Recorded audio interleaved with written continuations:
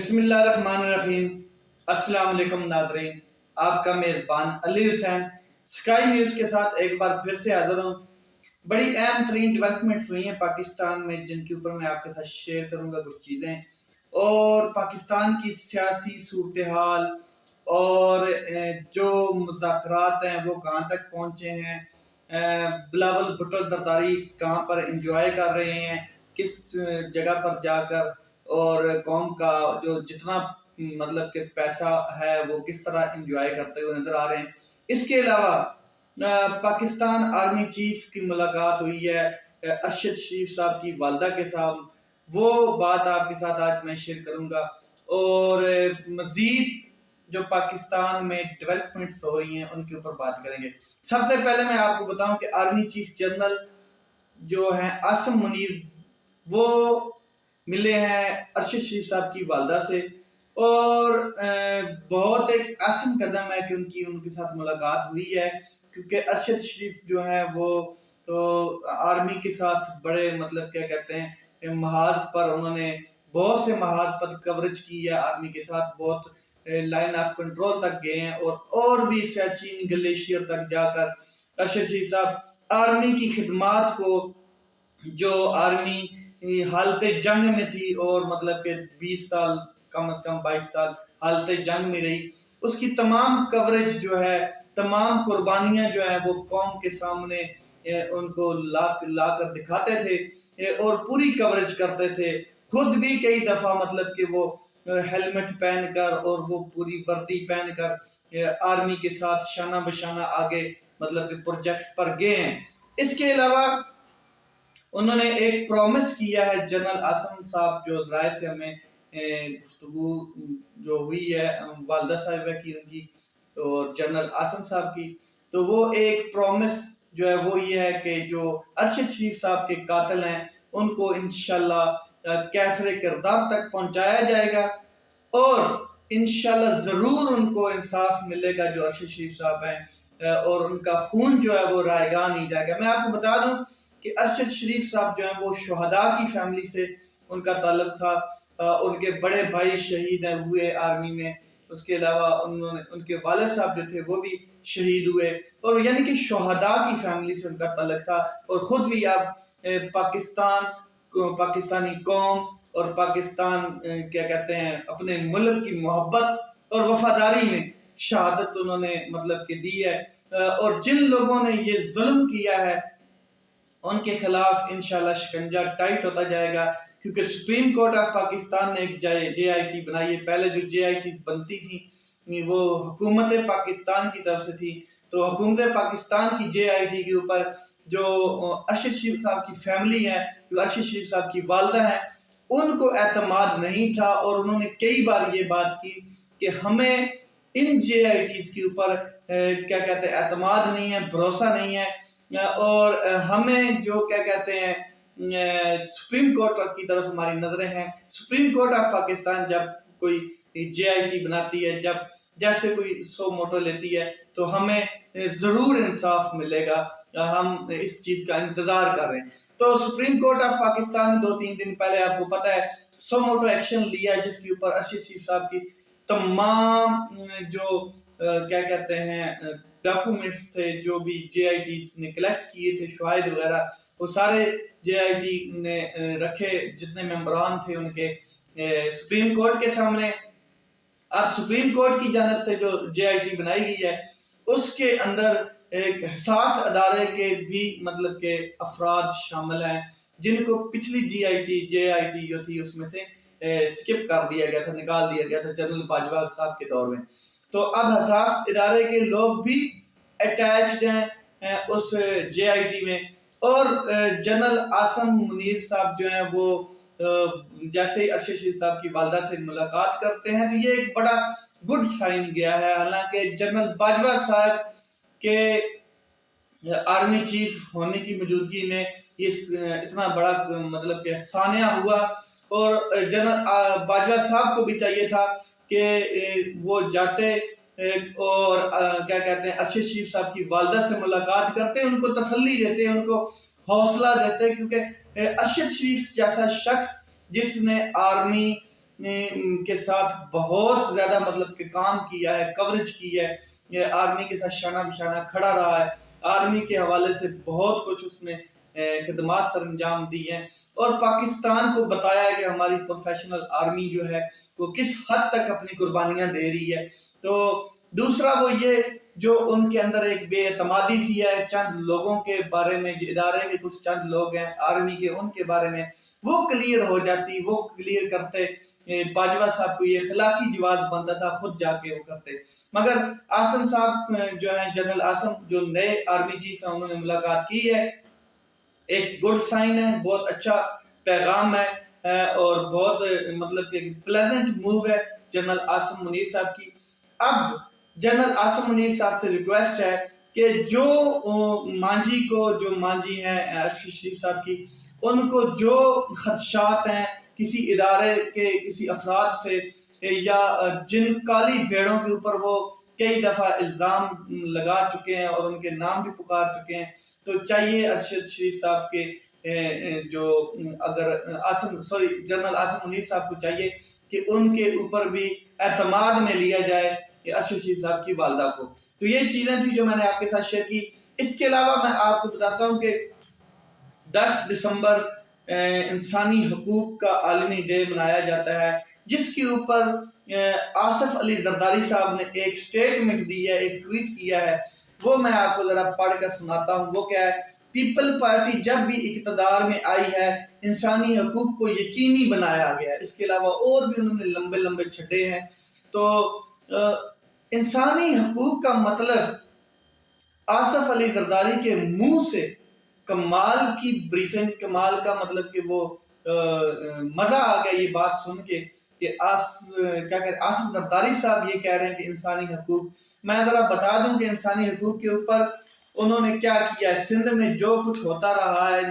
انسانوں کے ساتھ، وہ کسی جنگل میں چھانگا مانگا کے ہو جائیں یا ایمازون کے جنگلوں میں جانوروں کے ساتھ بھی نہیں ہوا ہوگا۔ جو سندھ کے اندر ان کی حکومتوں میں ہوتا رہا، سندھ میں صحافیوں کے اوپر پرچے، جعلی پرچے، اس کے علاوہ قتل و غارت صحافیوں کی گئی، اس کے علاوہ ان کی فیملیز کو ڈرایا گیا،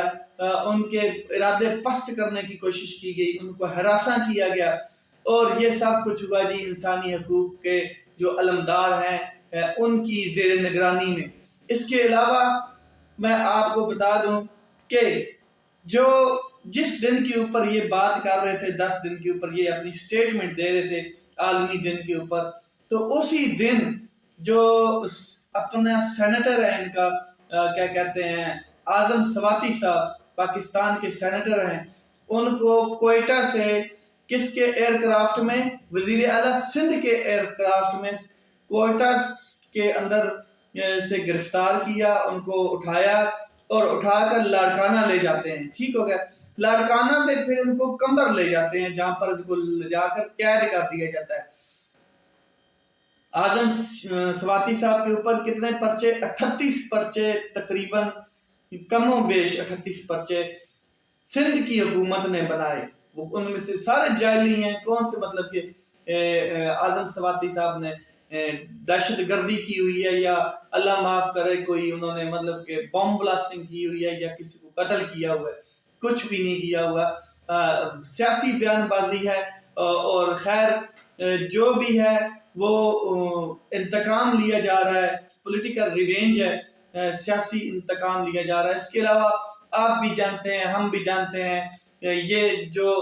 کیا کہتے ہیں انسانی حقوق کے علمدار ہیں، یہ کس طریقے سے اپنے کیا کہتے ہیں کھونڈے جمائے ہوئے ہیں اور کر کیا رہے ہیں۔ دوسرا میں آپ کو بتا دوں کہ جناب انسانی حقوق کی دھجیاں اڑانے والے آپ ہیں، کیونکہ سندھ کے اندر اتنے بچے مر گئے قید کی وجہ سے، اتنے لوگ بے روزگار ہوئے، کئی لوگ صحت کی وجہ سے مرے، بیماریوں کی وجہ سے مرے، اور سب سے بڑا اس ٹائم جو پاکستان میں ایک پرابلم ہوئی، سیلاب۔ آپ نے سیلاب میں جو سندھ کے لیے کیا ہے وہ سامنے لے کر آئیں، کسی کو گھر دی ہے، کسی کو روٹی دی ہے، کسی کو کپڑا دیا ہے، کسی کو مکان دیا ہے، یہ آپ کا سلوگن تھا، یہ آپ کا نعرہ تھا۔ آپ نے کتنے لوگوں کو کپڑے دیے، آپ کتنے لوگوں کو مکان دے چکے ہیں، آپ کتنے لوگوں کو روٹی دے رہے ہیں۔ کچھ لوگ تو وہاں کے یہ کہنے والے ہیں کہ انہوں نے اپنی زمینیں بچانے کے لیے، اپنی چیزوں کو بچانے کے لیے سیلاب کا رخ ہماری طرف کیا۔ یہ وہاں کے لوگوں کی کیا کہتے ہیں پیشن گوئی ہے، وہ خود یہ باتیں کرتے ہوئے نظر آ رہے ہیں۔ تو آپ کس انسانی حقوق کی بات کرتے ہیں؟ آپ نے تو انسانی حقوقوں کو کیا کہتے ہیں سابوٹاج کیا ہے، آپ نے دھجیاں اڑا کے رکھ دی ہیں، اور آپ کا جو صاحبزادہ ہے بھٹو خاندان کا چشم و چراغ جو ہے وہ فیفا ورلڈ کپ دیکھ رہا ہے، وہ انجوائے کر رہا ہے وزارت خارجہ کو۔ وزارت خارجہ کا جو قلمدان اس کے ہاتھ میں ہے اس کو بھرپور طریقے سے اپنے والد کی طرح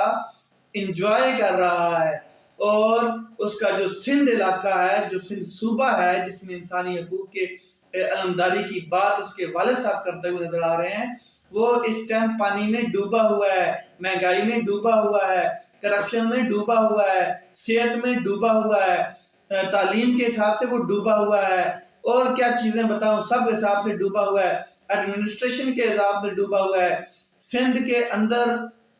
قتل و غارت جو ہوتی ہے، اور کیا کہتے ہیں اسٹریٹ کرائم، اس کے علاوہ بتہ خوری، اس کے علاوہ اور بہت سی چیزیں ڈوبا پڑا ہے، اور جو چشم و چراغ ہے وہ world cup, FIFA world cup دیکھ رہا ہے۔ ٹھیک ہو گیا؟ تو یہ ہے آپ کے انسانی حقوق کی جو علمداری کے پلر بنے ہوئے ہیں، یہ ہیں اصل حقیقتیں، یہ ہیں اصل شواہد۔ باقی میں آپ کو بتا دوں کہ عمران خان صاحب جو ہیں وہ اسمبلیاں تعلیل کرنے کے بالکل قریب ہیں۔ ذرائع سے ہمیں یہ خبر ملی ہے کہ وہ اب پیچھے نہیں ہٹیں گے۔ اگر حکومت وقت جو ہے، پی ڈی ایم کی حکومت جو ہے وہ الیکشن کے حوالے سے سیریس نہیں ہوتی، مذاکرات ہو رہے ہیں۔ پہلے تو اسحاق ڈار صاحب نارملی طریقے سے مل رہے تھے، 4-5 ملاقاتیں ہوئے ہیں، لیکن پچھلے 24 گھنٹوں میں 2 ملاقاتیں اکٹھی ہوئی ہیں۔ تو اس کا مطلب یہ ہے کہ کوئی کنسنسس دونوں کے درمیان ایک ڈیپ پیدا ہوتا ہوا نظر آ رہا ہے۔ پہلے تو پی ٹی آئی بھی جو ہے وہ کیا کہتے ہیں مارچ سے آگے الیکشن لے جانے کی باتیں نہیں کر رہی تھی، وہ کہتے تھے مارچ میں ہر حالت میں الیکشن ہونے چاہیے۔ تو اب پی ٹی آئی بھی لچک دکھاتی ہوئی نظر آ رہی ہے کہ وہ بھی آگے 1-2 مہینے آگے کی بات کرتے ہوئے نظر آتے ہیں کہ ٹھیک ہے، اگر حکومت سیریس ہے، ہمیں شورٹی دیتی ہے، الیکشن کی ڈیٹ نہیں دیتی، الیکشن کا ماہ ہی ڈیسائیڈ کر دیتی ہے، مہینہ ہی ڈیسائیڈ کر دیتی ہے آفیشلی، تو ہم اس کو کیا کہتے ہیں 1-2 مہینے کی کوئی بات نہیں ہے،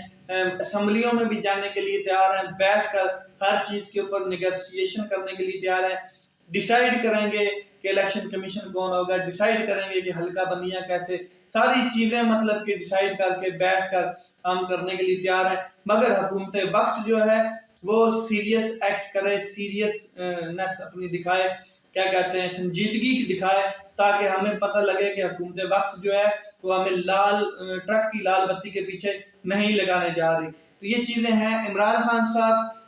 جو ہیں وہ بھرپور طریقے سے اپنے ارادے کے اوپر قائم ہے، اور نئی حکمت عملی انہوں نے ایک شروع کر دی ہے، وہ یہ ہے کہ جو ملک ڈیفالٹ کے قریب ہے، کچھ لوگوں کا کہنا ہے، جو ماہر معاشیات ہیں، اکانومسٹ ہیں، وہ کہتے ہیں کہ ملک ڈیفالٹ ہو چکا ہے، بس یہ ابھی اناؤنس نہیں کر رہے، لیکن جو کچھ لوگ ہیں وہ کہتے ہیں کہ ابھی تک ڈیفالٹ نہیں ہوا ہے۔ لیکن عمران خان صاحب نے اپنی ٹیم کی یہ ذمہ داری لگا دی ہے کہ پبلکلی لوگوں کو تمام شواہد دیے جائیں کہ ملک اس ٹائم کس سٹیج کے اوپر ہے، اور لوگوں کو بتایا جائے، آگاہ کیا جائے، اویئرنیس دی جائے کہ ملک واقعی ڈیفالٹ ہو چکا ہے یا نہیں ہوا۔ یہ ایک نئی پولیٹیکل کیا کہتے ہیں اسٹریٹجی آف عمران خان ہے۔ تو یہ چیزیں پاکستان میں ہوتی ہوئی نظر آ رہی ہیں۔ دیکھیں آگے کیا ہوتا ہے پاکستان میں۔ اپنا خیال رکھیں، اپنے بھائی کے اس چینل کا خیال رکھیں۔ پاکستان زندہ باد۔